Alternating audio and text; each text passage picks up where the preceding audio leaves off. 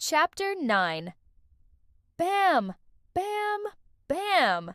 It sounded like the fire department responding to a 5-alarm blaze. If it was Luke out there, he was about to pound down the door.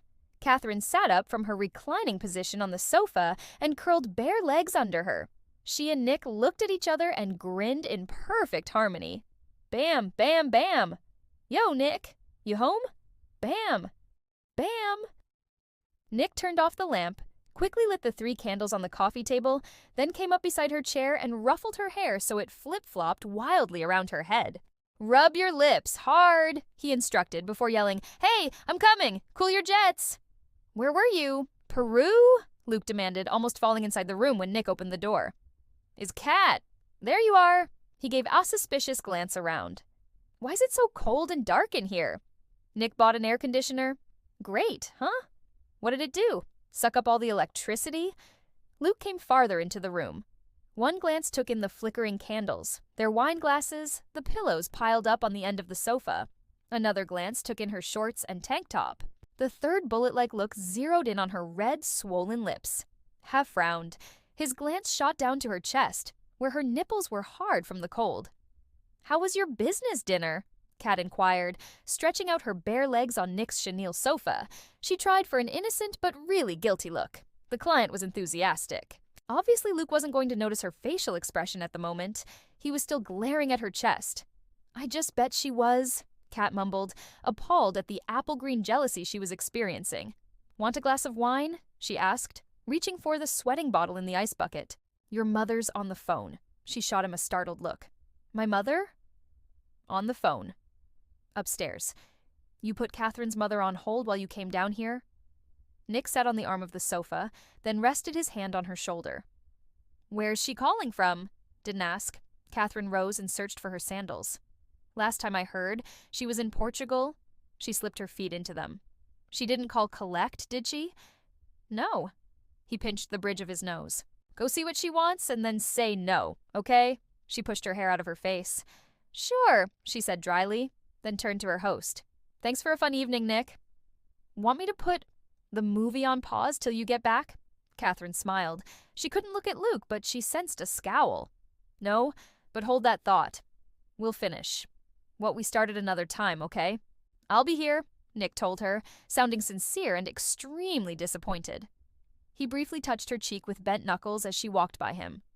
"I'll come back upstairs with you," Luke told her firmly, walking between them to sling his arm around her shoulders and herd her toward the door.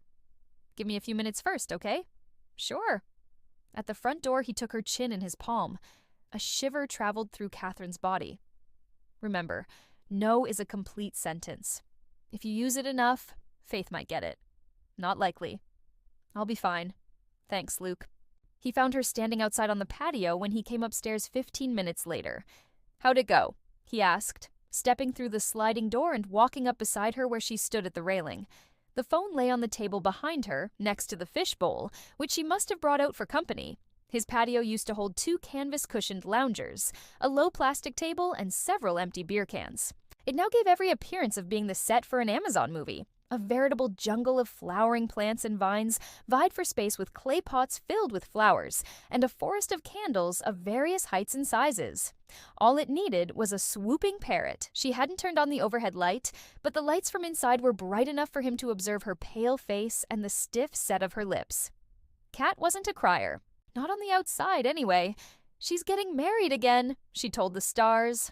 "Ah, Kat!" Luke casually slung an arm around Kat's shoulders as they stared out at the twinkling lights ringing the bay. She leaned against him slightly, and he ran his hand down her smooth arm. Down, up, down. Mindful of her brittleness, he angled his head toward hers and rested his chignon on her crown. Her hair smelled of lemons and fire, and it felt as soft as a kitten's fur where it brushed his chin.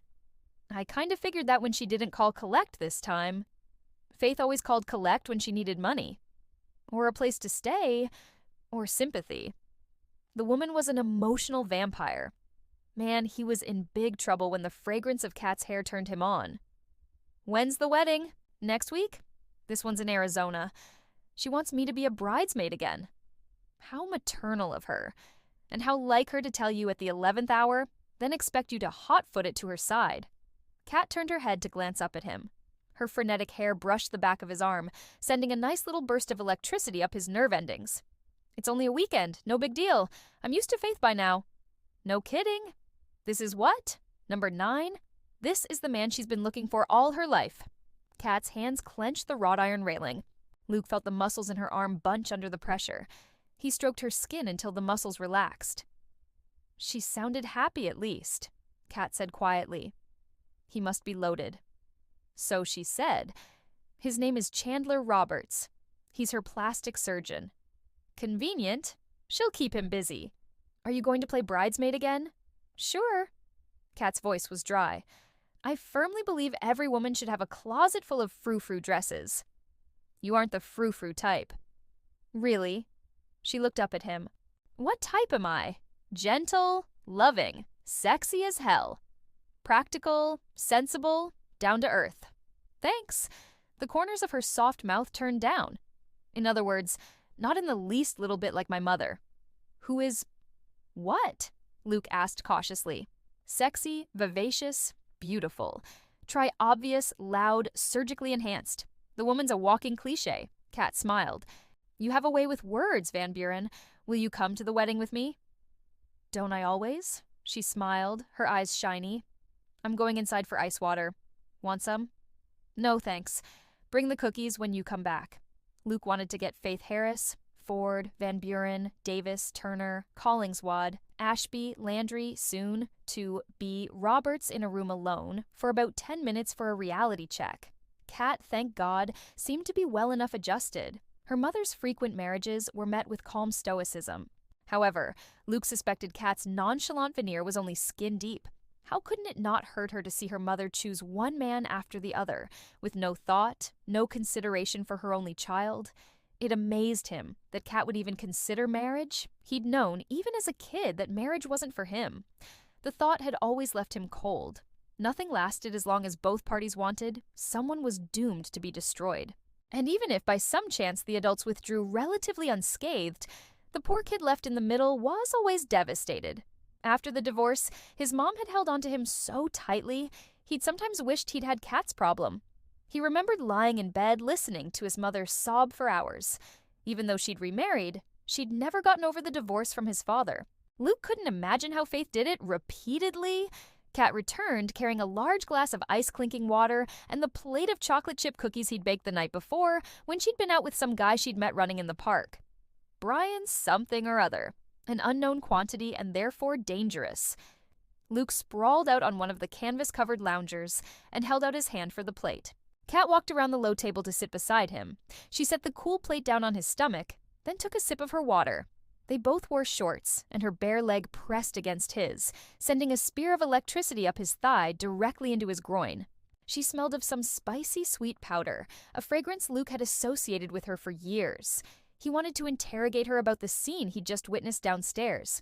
He wanted to discuss, coolly and clinically, the inadvisability of yesterday's kiss. He wanted to politely request she move off his lounger and sit over there, a comfortable 3 feet away, where he wouldn't be forced to touch her. But her mouth was pouty, her eyes a little sad, her shoulders not quite straight. He couldn't withdraw his emotional support just because he was having a hard time keeping his hands off her. "Want to talk about it?" he asked gently. Kat fished in her glass for a large piece of ice. Same old, same old. She blew out a huff of air, ruffling her bangs. "Doesn't it ever cool off around here? What happened to the San Francisco breezes I'm always hearing about?" No breeze was going to cool him off. His concentration was shot, intent on erotic, inappropriate thoughts. Like how soft her skin looked, like how delicious her lips had tasted yesterday, like how good she smelled. "They say the heat will stick around for another couple of days before it slacks off. We could always get an air conditioner." And what had been going on downstairs earlier with Nick? "No, I can stand it for a while." She ran the ice down her throat, leaving a trail of moisture on her skin, then tilted her head and slowly drew the cube down the side of her neck. The muscles in Luke's stomach clenched, and he had to force rational words through a constriction in his throat. "What's she trying to entangle you with this time?" "She doesn't really try to involve me in her life. She only calls when—" Kat waved a dismissive hand. "Hey, that's fine with me. I figured out years ago that what Faith does, and how she does it has nothing to do with me." Luke dragged his gaze away from the gleam of moisture on her throat. "What else did she have to say for herself?" "She'd just returned from Paris." Kat smiled. "She has a French accent this time. She told me it took a month to purchase her trousseau. Just the thought of shopping that long gives me hives. Did she by any chance ask how you were doing?" "Sure. She asked if I was using the face cream she'd had custom blended for me in Germany. I said absolutely." Kat grinned. "I didn't mention I'd used it all on the neighbor's poor little dog when it had eczema a few months ago. Good for you. You don't need any fancy lotions and potions on your skin." Luke's gaze followed the shiny trail of water across the smooth skin on Kat's collarbone. He licked his lips. "I don't?" "No. Did you kiss Nick tonight?" Luke asked, his voice husky. "Nick? My business partner? The guy you spent the evening with?" Oh man, he'd lost his freaking mind. He couldn't even concentrate on a simple conversation because he couldn't think of anything other than his hands trailing that ice, his hands on her skin, his touch making her nipples peak like that. What was he doing? Playing with fire? No, worse, dynamite. He was playing with volatile, incendiary nitroglycerin. Get your mind off sex? Now, oh, Nick? Drops of water trickled down her chest to moisten the edge of her tank top. "Aren't you hot?" "Hell, yes, I'm hot," Need clawed at him. "Go sit over there. No more touchy-feely, Cat. You're getting me sweaty." He swung his legs over the other side of the lounger. "Look, if none of the guys I've introduced you to so far have rung your chimes, there are a couple more we can Cat made a rude noise. "Don't bother. Your selection's been more than ample. I've found my Mr. Right." Luke put a finger to his throat. "Yep." He still had a pulse. "Who?" he asked dangerously. "Is he?" "I'd rather not say right now, just in case." "Just in case?" Luke raked his fingers through his hair until it stood up like a cockscomb. "Kat, if this is Mr. Right, you should be absolutely positive. Are you positive?" "Oh, yes." She picked up the half-filled glass at her feet and took a long slug of tepid water. "Before I do anything, though, I'd like you to give me some pointers." She sent him a guileless look. "Your input will be invaluable, because he's very much like you. Like me? You know, suave, cool, sophisticated, a ladies' man." Luke felt as though he'd just bitten into a quince. "A player," Catherine smiled. "Exactly. If anyone can tell me how to seduce a player, you'd be the one." Luke shot off the lounger and paced to the patio railing, his back ramrod stiff. After several heart-stopping minutes, he turned to face her. "Are you out of your ever-loving mind, Catherine Harris? Which one is he? I told you, I don't want to tell you. Is he someone I know? Geez, Luke, what difference does it make? I'm certainly old enough to have an affair and intelligent enough to know when I'm ready for one." He scowled. "I thought this was Mr. Right?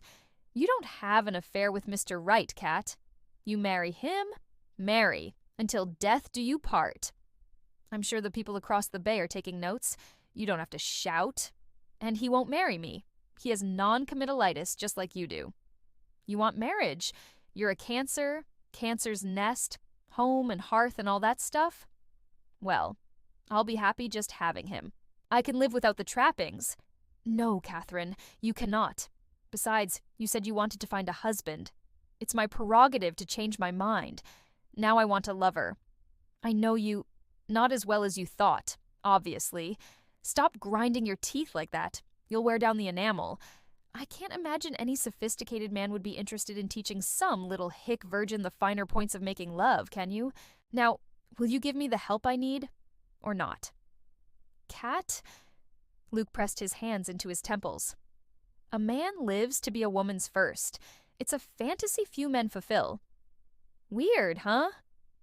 Catherine crossed her legs and leaned back on the lounger Luke had vacated. "A man wants to be a woman's first, and every woman wants to be a man's last." He pressed his fingers into his throbbing eye sockets. "What's the prob?" Kat taunted. "Don't think you can?" "Can what?" "Teach me how to seduce my Mr. Right. If I wanted to, which I don't, I could, but I won't." Kat leaned back and smiled. "Bet you can't."